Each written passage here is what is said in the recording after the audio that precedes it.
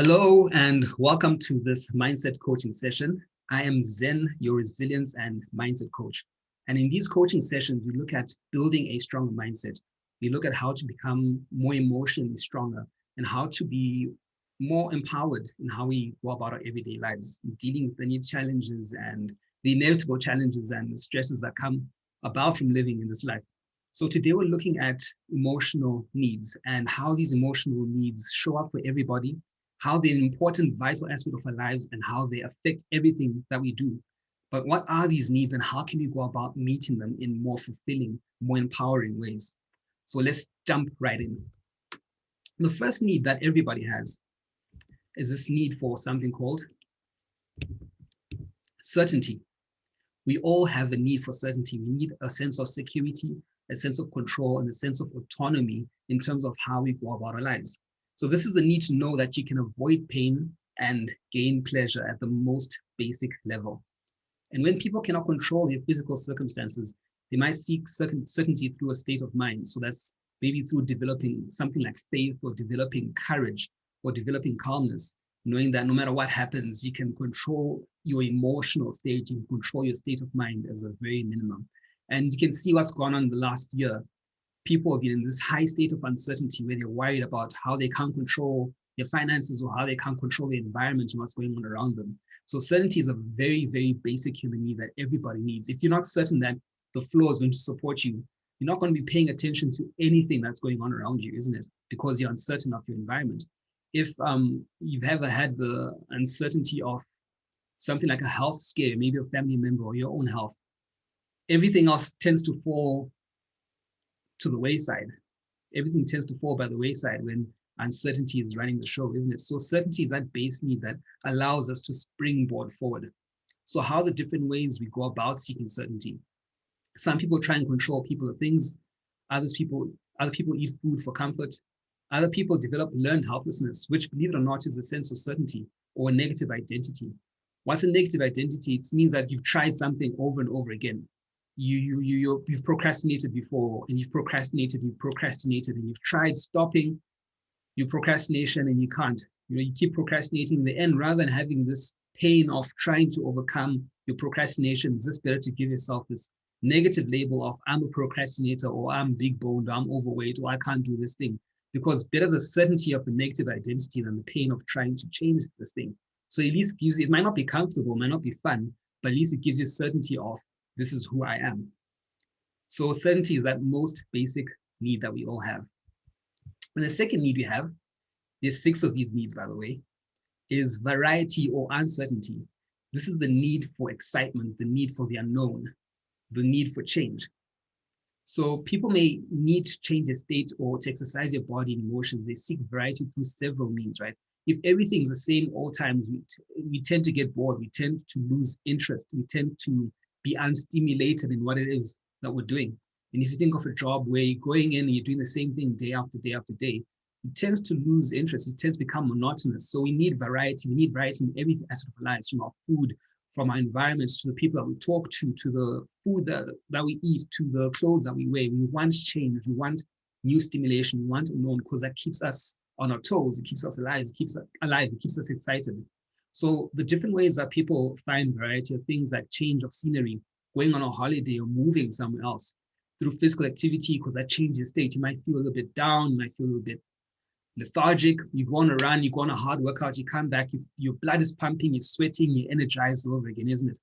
A mood swing, believe it or not, is a sense of variety. Oh, no, I'm bored. Now I change my mood. I have these mood swings, I'm going from bored to angry to pissed off to moody to brooding. It's variety, isn't it? Entertainment is another form of variety, from movies to music, alcohol and drugs.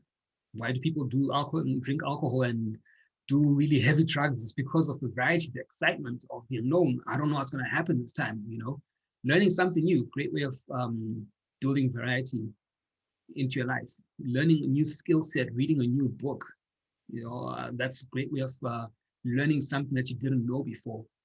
Picking a fight. I've seen a lot of people do this. Oh, I'm bored in my relationship, or I'm having a boring day. Let me go and pick a fight with someone. And, the energy instantly changes when a fight is there. People are, their blood is pumping, emotion is up. There's excitement there. Who knows what's going to happen? So variety is another baseline need that everybody has. The third need we have is the need for significance. This is the need for importance, the need for status and achievement. If everybody needs to feel special, we need to feel unique, we need to feel important, we need it in some way. And people seek this significance through obtaining recognition from others or from themselves. Now, look at the opposite of this. When people feel insignificant, they may make themselves feel significant by getting angry.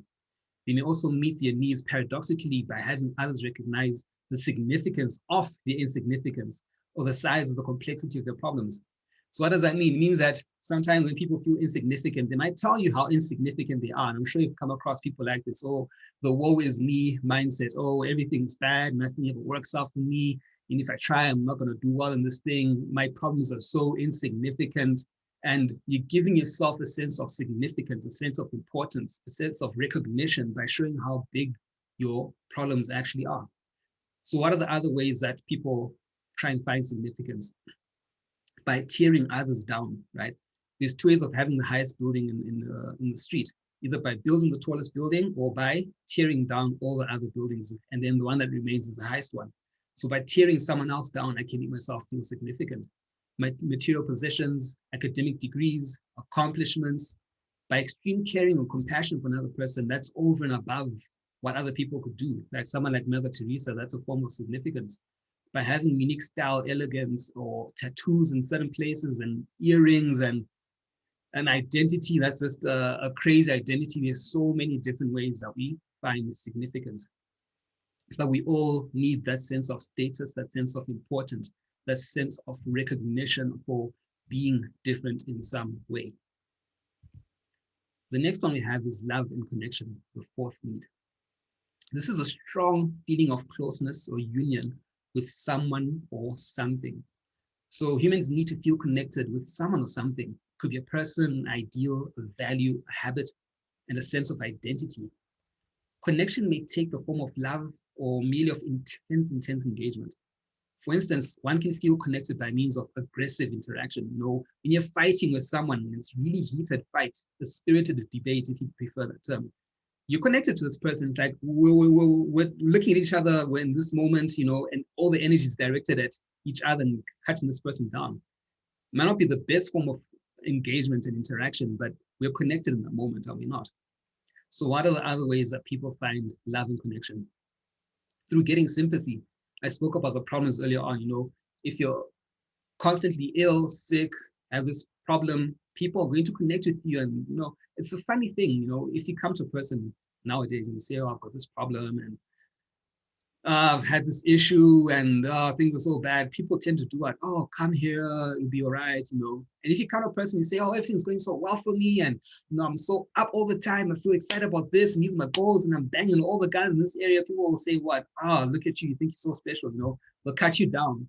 So sympathy is actually a very easy thing to get nowadays, but it's not necessarily always for the right reasons. Spirituality is another way, being connected to your creator, to nature, which brings me to being in natural surroundings. That's a very great form of connection to nature, or even just yourself. Music and art, pets, pets will never judge you unless you've got cats. Involvement in teams and clubs, social gatherings, we all need that. And you can see in the world that we've been in the last year, in 2020, a lot of these needs were sort of like jarred, isn't it? Because what was happening is that people had high levels of uncertainty, low levels of certainty. People might have felt insignificant because you're disconnected from people. They didn't have a sense of love and connection. They weren't in nature anymore. They weren't able to get involved in their teams and clubs. Social gatherings were cut down. So you can actually see why a lot of problems in terms of people's mental health came about as they weren't able to meet their needs in appropriate ways. The next need we have is the need for growth, an expansion of capacity, capability, or understanding. We need to grow. If you look at the law of the universe, everything's either growing or it is dying. Nothing remains static. And it doesn't matter how great things are going in your life. If you don't feel like you're growing and that you're becoming more, it's like you're dying slowly on the inside, which is why you find people who are in high paying jobs and they're doing very well and they walk away from this and like, what happened? This person was doing so well. And if they felt that they weren't growing anymore, in their job and that they weren't being stretched to the utter limits of their capabilities, then that job was boring for them. There was too much certainty. There was not enough variety. They felt insignificant. They weren't connected to it anymore. And as a result, they weren't growing. So we all need that need to grow through learning, stretching ourselves, growing and taking on a new challenge and growing our skill sets. And the final need we all have is the need for contribution, a sense of service and focus on helping, giving, and supporting others. And just as people cannot survive without others contributing in some way to their welfare, no baby ever grew up on its own, isn't it? They cannot be spiritually fulfilled unless they're contributing to others as well. It's something that we both need to receive and give. And if we don't grow, then there's nothing for us to give. We grow so that there's something we can give. We can't give that which we do not have.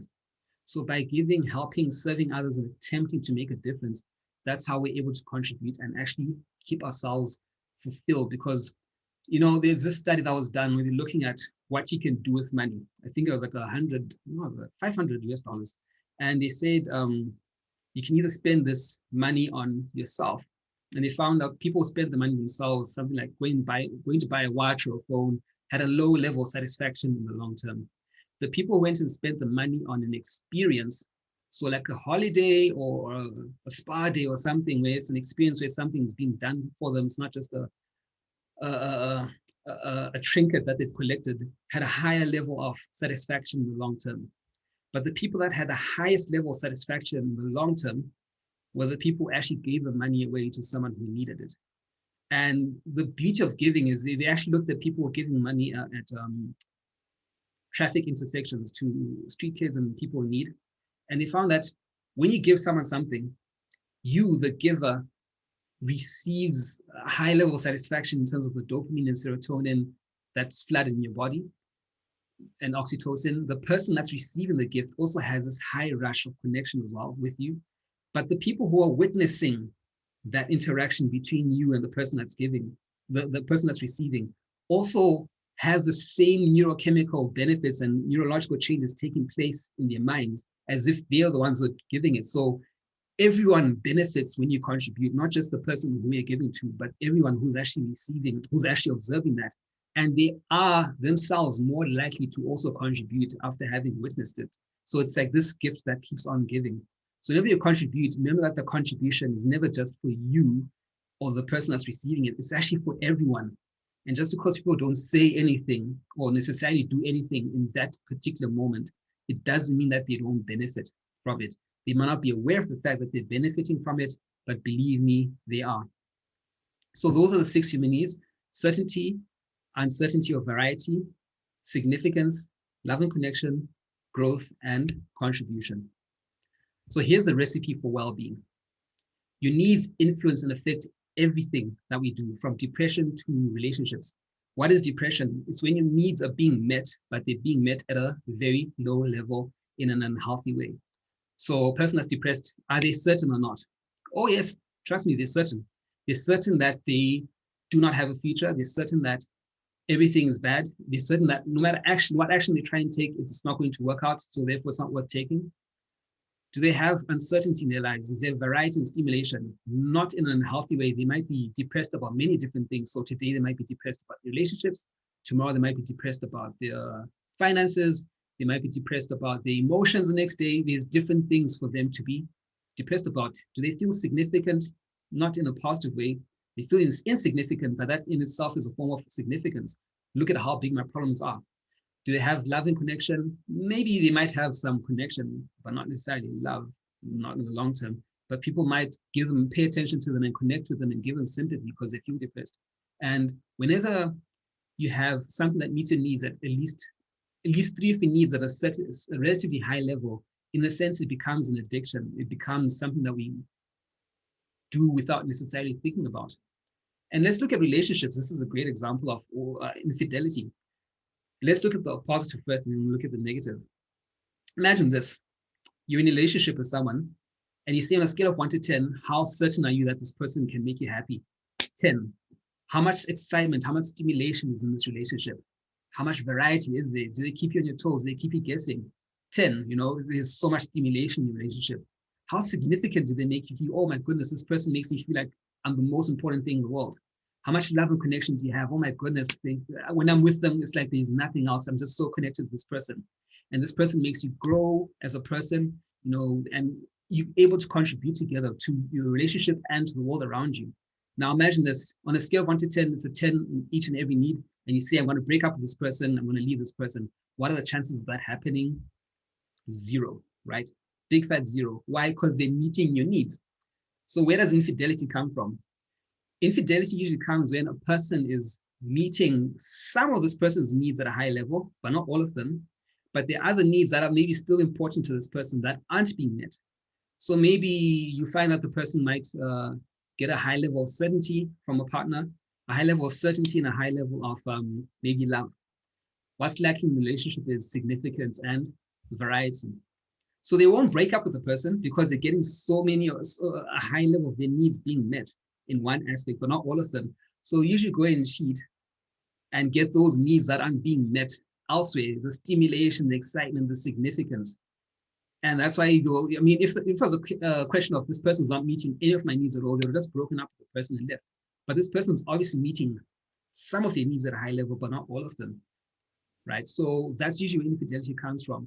If I'm not blaming the person who isn't able to meet the other person's needs, it's the responsibility of the partner who needs their needs to be met to communicate that to the other person. So when our needs are being met in healthy ways, we all strive. That makes sense. And when we're not meeting these needs in healthy ways, in ways that are unsustainable, in ways that are disempowering, that's when we tend to have challenges show up in our lives. So we meet these needs in different ways, in positive, negative, or neutral ways, but we all meet these needs.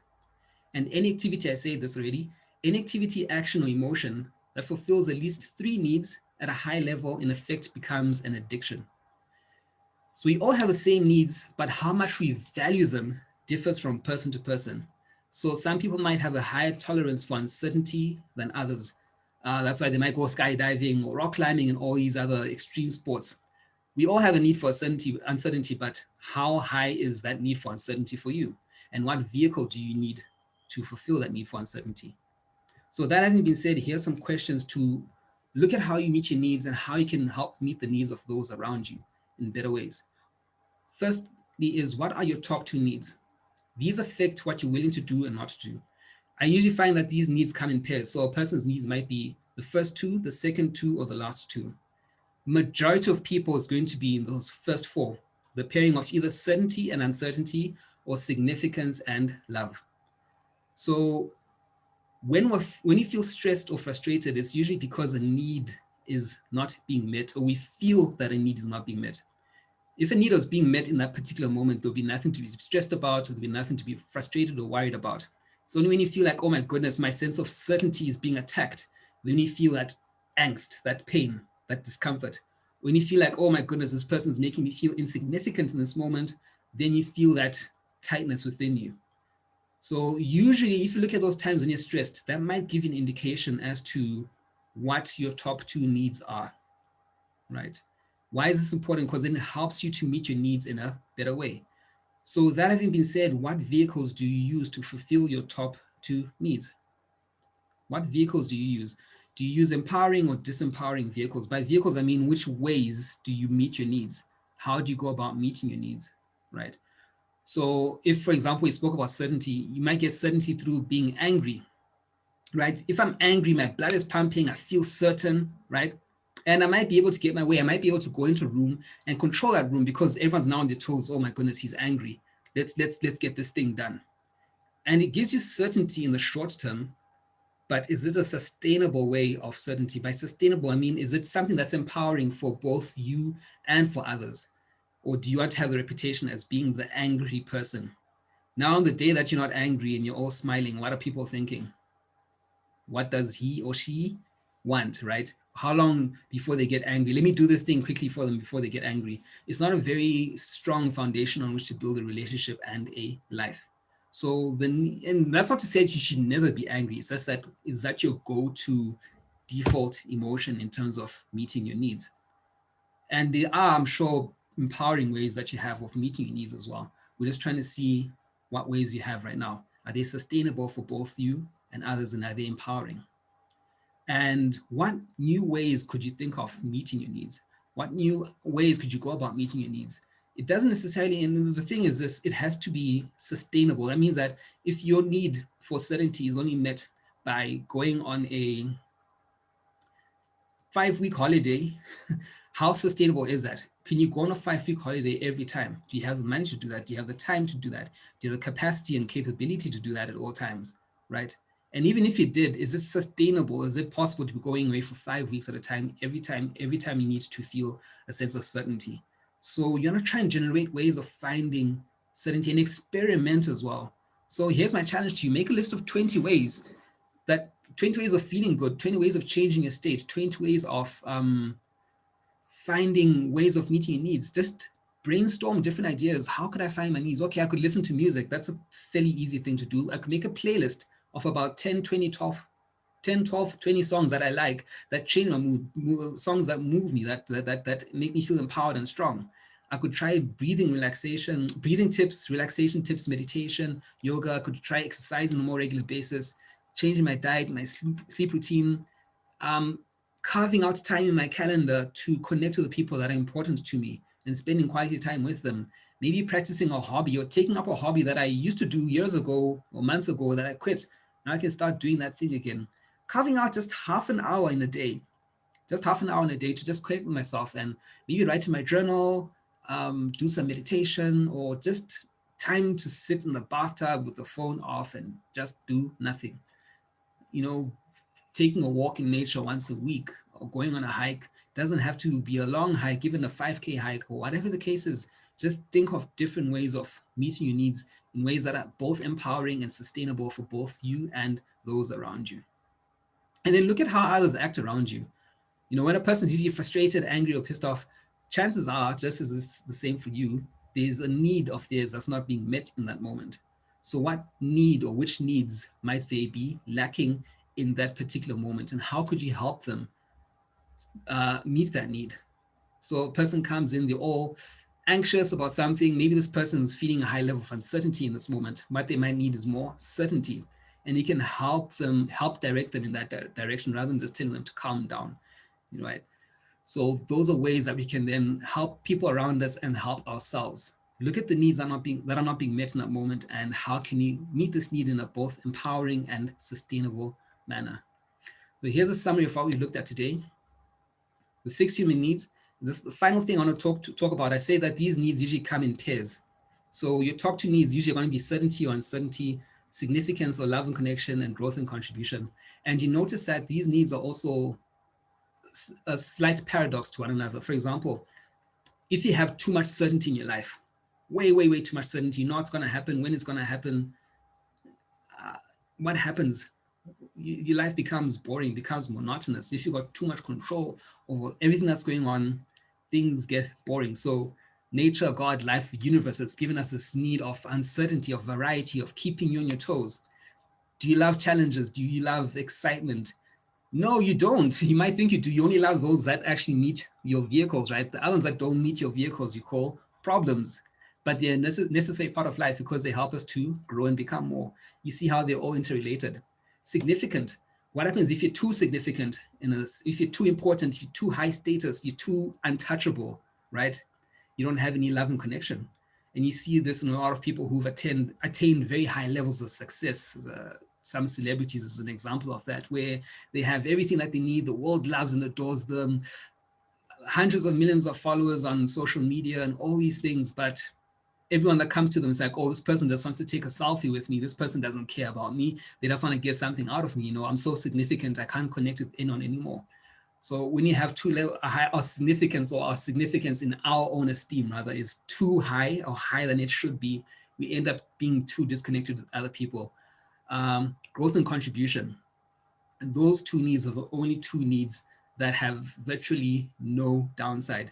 And when you make those needs, not necessarily our primary needs, okay, but if you tend to move to those needs, because it's not going to be perfect, no one is perfect, but if you can keep those in the back of your mind of how can I grow and how can I contribute in the situation, virtually all of your other needs are going to be met.